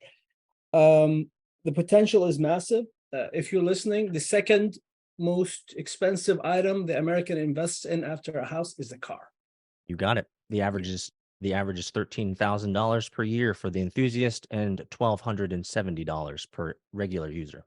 Indeed. So cars are a big thing in the USA. It's not just a vehicle or means of transportation. So I'm interested. I'd like to talk some more. Hit me up or I'll hit you up, either or. And congrats. Connected. Sure. Appreciate it. Thanks, guys. Right. Really appreciate the feedback. Angelica, do you have any feedback? All right. Not my field. Sorry. Thank you, guys. Good luck with everything, though. Thank you so much. Great job, Peter. And please stay to the end. And we're moving to the next startup. We'll probably take maybe one or two before we close. And I know that you guys, you're waiting. You have to let every investor to say what they want to say. And the other important thing that don't try to push us to give you priority. We have already the order of hands, and we just try to follow it. And new people are having a priority. So the next would be Dickens Odera. Dickens, are you ready? Hello, Dickens?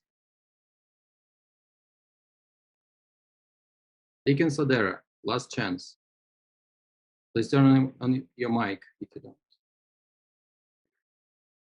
Okay, we're moving on to the next person, and that is Tullio Marchetti.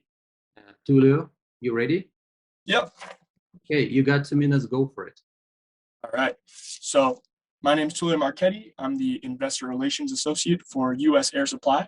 Now, US Air Supply is a B2B SaaS company that helps small to medium-sized manufacturers avoid factory shutdown. So what happens is these small to medium-sized manufacturers have industrial gas orders that are less than $1 million per year. So the big suppliers cut them off. What we do is we aggregate these small and medium-sized manufacturers' demands and also do demand forecasting for all of them on our platform. And we leverage artificial intelligence for that demand forecasting side. At the moment, we're doing $500,000 in annual recurring revenue and also 20% growth month over month in monthly recurring revenue. And we're taking, for the business model, we're taking about 50% margins on the gas that we sell and 15% on top of any logistics that we do. The average customer is about $100,000 pledge, or they pledge $100,000 for 1 to 2 years. And we already have some big clients in the space. And we've gotten all of our customers through cold calling. And right now the team is very strong. We have the 2 co-founders are rooted in software development and also logistics. So there's a lot of experience on that end. And right now we're raising our seed round, $2 million. And we already have $280,000 committed. So thank you very much. Thank you. Yes, Sharks, your questions. Julio, can you clarify, these are industrial gases like xenon, helium? Exactly. Or is it natural gas? Industrial gases. So like you're saying, right now we're focusing mostly, all of our sales right now are helium. Helium alone is a $12 billion market. Obviously, we're not going to tap into the whole thing, but we're trying to get a share of that and then move on to scaling into other industrial gases as well. Okay, so effectively you're kind of federating smaller buyers and leveraging their collective bargaining power to purchase more in bulk at discount prices, or is it just simply that smaller buyers cannot get access to these gases in small quantities? Yeah, exactly. So the smaller buyers, because they have like the smaller order, they're cut off from the suppliers. So that means they lose like we've had cases of people losing like these manufacturers losing millions of dollars per year when like one canister is like $400 and they buy about 30 per month. So it goes to about like 144,000 a year. So that's like who we're targeting, basically like the smaller manufacturers, and making sure that we can like collect all of their demands and then do one order to the suppliers. So it sounds like a reasonably good business. I'm just not sure it's like venture scale. Why is that, Dan? Why do you not think so? I just intuit it feels like kind of niche and possibly low margin. And then the world of like software, like, you know, how we're looking at massive margins. But in every other respect, it sounds like intuitively it sounds like a good business. And just adding on, like we basically take over the role of like the facilities manager. Our software does the ordering, it's all automated. And we, so it's all automated. And like I was saying, like it's demand forecasting through our artificial intelligence that was coded by the founder, Samuel. Well, maybe I'm jumping to conclusions too quickly. Like, can you talk about what your margins are? Like, what would the economics look like? Yeah. So we take for each gas canister that we sell, we put a 50% on top of it. We sell it for about, or like I was saying, it's about $400 per canister, and 15% on top of all the logistics that we do. And there's no warehouses, so like it's all like automated because there's no warehouses. It's all through the software, and we just order from the suppliers and then deliver them to the manufacturers. Daniel, can we make sure we have time to wrap up today? Yes. So you want to wrap it up right after this one? No. Just give us all a minute or two at the end to wrap up, so we don't have to bolt out of here. Absolutely. All right. Any other questions to this startup, or are we moving on? We have 9 more fans actually. Okay. Seems like that's it. Thank you so much. Appreciate this great pitch, and please stay till the end. Support others. And the next person, again, Dickens Odera, are you here? If not, we'll move on to the next one. Okay, so Adam Turaev, please go next. Adam, can you hear us? Yeah, hi, can you hear me? Okay, you got 2 minutes, go for it. Yeah, great, thank you. So yeah, I'm founder of Praktika. Praktika is an immersive language learning app where next generation of learners can master foreign languages and break language barriers through practical conversations with large language model powered AI avatars. So, learning a foreign language can be really tough. People get nervous about making mistakes or cannot afford private lessons. And that's where actual Praktika steps in. Our avatars provide a full simulation of real-life situations that learners might encounter, allowing them to experience the psychological pressure of those situations in a safe and supportive environment. So, like this pitching for me, especially, yeah. Since our last version launched in December 2022, our metrics are booming. We now have more than 5,000 daily active users. And this month, we've already made more than 70,000 on premium subscriptions. And simultaneously, our unit economy is already positive with ARPU of $29 and CA. Our team is 500 global alumni. We know a lot about conversational AI, and we used to have our previous startup, which is a B2B SaaS company serving big enterprise companies like Coca-Cola, Unilever, Kimberly-Clark, Nestle, and many others. And we made $2 million ARR from scratch with this company. And now we have transitioned into a consumer product where I truly believe that conversational AI has the full potential to be a disruptive use case on a $15 billion market. So our ask is $500,000. We already committed 100,000 of this amount. And our main goal is to scale our growth, to expand our spread of the app, and reach the next milestone of 40,000 monthly recurring revenue, and go into bigger institutional round with tech-focused VCs. Thank you so much. Appreciate that. And let's finish. There's something wrong with me, right? Yeah, we can. Yeah, so 5 minutes to close this, and then we'll give investors the final closing statement time. Yeah. So I'm going to ask the obvious question: Where do you fit in the ecosystem with the Duolingos of the world? So we actually had this session with the strategic director of Duolingo, and he mentioned on his own that the main problem with Duolingo is that they do not provide you with the opportunity to practice conversation, to practice communication with the real people. So even now they launched this opportunity to practice, but it's still like a chat practice within a text communication. Yeah. It's going to be very choppy with us cutting you off because we're short for time.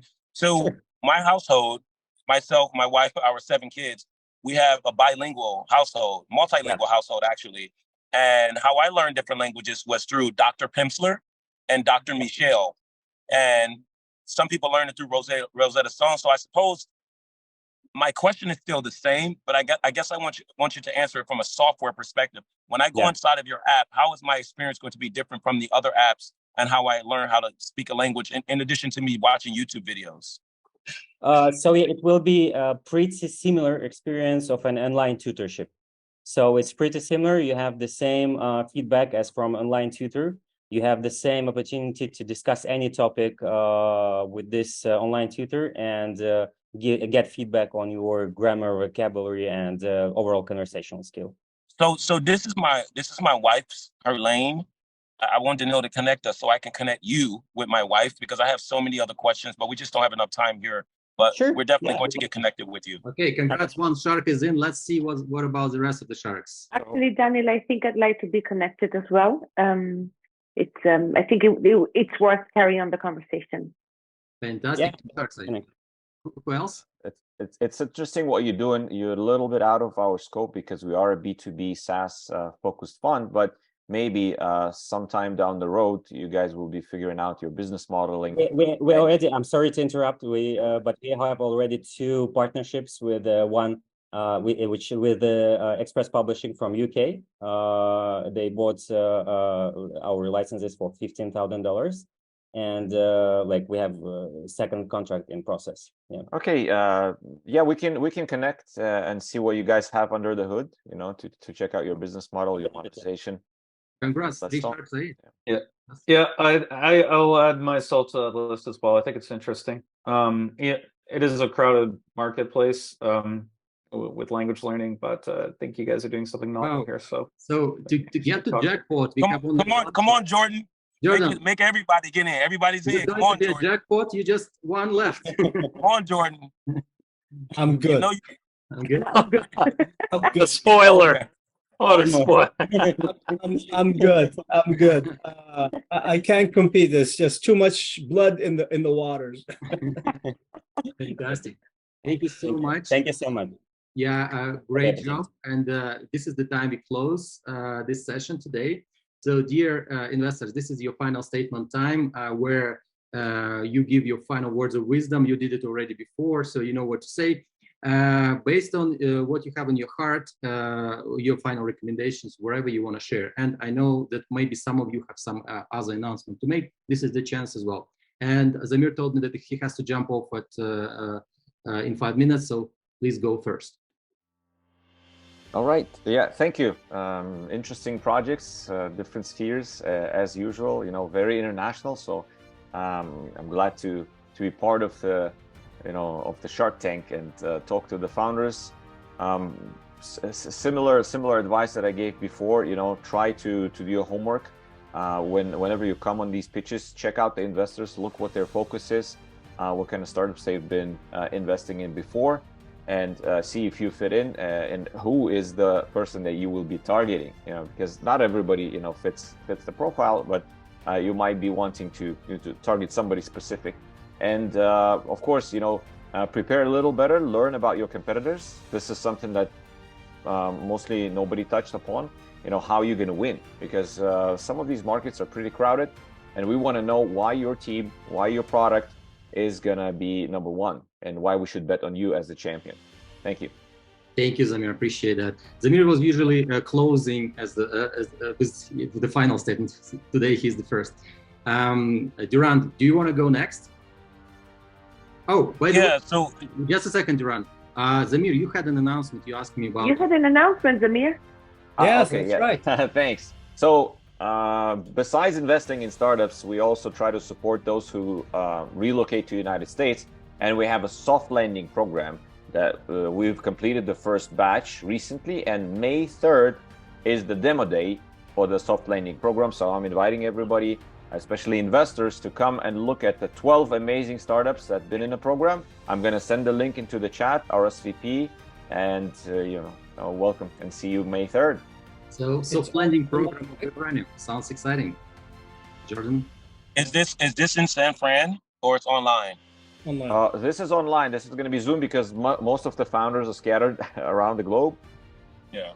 No, that's great because I'll be in Vegas on that day. So I'm glad it's online so I can come and make it. Starts at 10 a.m. Pacific time. If you can't show up from the dentist's office, you can show up from the moon, buddy. I suppose that was my intro. So for me, I think founders need to think a bit more abstract about how they approach investors, because we're still human. And this is mainly about human psychology as far as I'm concerned. My wife and I talk about it all the time. I don't make a decision in the firm without my wife consulting her. She's always inside of the Zoom. She's always messaging me on the background. For some that have joined the all-ladies GGW Sharks last week, my wife was on there for the first time, and they really got to meet Miss Davis, I got to tell you. So what I want founders to understand, when you all are saying a lot of things, oh, I've done this in my community, you have to really go down to the most molecular level from a cultural perspective. Because me being a part of the Black community, I know in my community, I don't care if you're Einstein, I don't care if you're a billionaire, if you're not cool to our community, they're not going to fucking follow you. So when my wife and I are listening to entrepreneurs, after we get all the academic stuff out of the way, after we say this founder is great, we think, can they get Big Sean and Beyonce and all of them to get excited about this? And sometimes when we look at the founder, we say no. We like, this founder doesn't have the juice to move our community. Why is this important? Because we live under a philosophy. Global culture is driven by American culture. American culture is driven by Black culture, and Black culture is driven by hip hop culture. And it's just shown. You see the TikTok dances from the Black community. Netflix and chill, the slogan, from the Black community. You see the dab all of the kids are doing from the Black community. So we're not shy about understanding that. So sometimes when we're looking at a founder, we just don't believe that they're going to be able to move tens of thousands of people in our community, which is going to lead to other individuals, those individuals being advocates for the brand. So I would just argue, yeah, the academic stuff, it works. And a lot of times you guys really touch on that. Maybe in some areas you can improve, but start thinking about the psychology of the investor that you're talking to. Because I know if I went to Jeff Bezos, I'm going to think like, this is a dominant personality type of guy. I can't come to this guy with a small idea. He has to hear me say that I'm going to take over 4 continents. Otherwise, he's not going to invest in my idea because it doesn't match his personality. So sometime when I'm going back and forth with the entrepreneurs, I'm just pushing for them to extrapolate that, but they're so narrowly focused on what they learned from Sequoia Capital Online instead of understanding the exchange between humans is about psychology. The exchange between business is about psychology. And you sprinkle on top of that all of the other academic stuff. So I really want founders to really think about that moving forward. I know if I'm talking to my fellow Sharks, I'm going to know about their background. My wife is going to look into Angelica's background and see like what type of cuisine she likes to eat. She wants to understand her from a cultural perspective and then talk to her about business. So I would say entrepreneurs need to take a deeper dive on that. That's my feedback. The first of its kind I've ever given on that area. We appreciate that. Thank you so much, Duránd. Always to the point. Thank you. Angelica, please, your turn. Thank you. Thank you. So my feedback tonight, first of all, thank you everybody for participating. These events would not be the same without all of you pitching and kind of telling us what you would like to bring to the world. I would like to echo a little bit what was just being said, and it is that you need to touch on that side. If it is not driven by finance, it has to be driven by emotion. If you can touch on both, you've got a winning relationship with the potential investor. We are all human. We all have our values. We all have our vision. So if you can tell us why you're doing what you're doing, and then telling us how you're going to make it profitable, that is usually something that moves me in particular.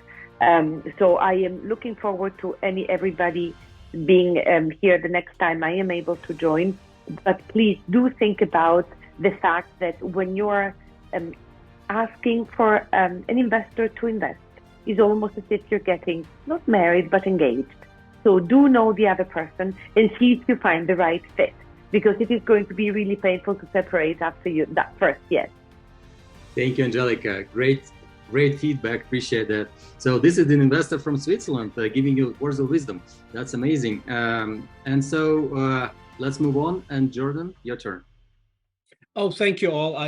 Everybody's wise enough, so I don't have anything new to add. Great work. It's always a pleasure. Daniel, you owe me drinks. Absolutely. You know, I'm doing so much for you for free. Come on, dude. What's up with this? And there's something called Instacart. Just send drinks to Angelica, to Dan, to everybody. You can do it. Yeah, right? We will do it. If everybody on the call agrees, put thumbs up. Daniel needs to buy the judges drinks. I'd be happy to. Love you guys. We'll see you all later. Yeah. Yeah. And maybe the next event will be on May 12th. That's my birthday, and so we will meet again. Maybe that. Okay. Happy birthday. Yeah, it's not yet. 2 weeks from Not now. yet. Thank you, Jordan. Appreciate that. And then, you would be closing this session today? Oh, wow. No pressure. Well, thank you, Danil. Always a pleasure. I just wanted to say to all the entrepreneurs and investors, thank you for coming. To the pitchers, I know that it's difficult and it's a pressure situation when you're pitching. Always make sure you practice your pitches. I don't have too much to add that hasn't been already said, but just remember, with 1 minute, you have to be very concise, very clear, very matter of fact with your pitch. Make sure that it's very to the point. If you are making claims, try to back them up with numbers as much as possible.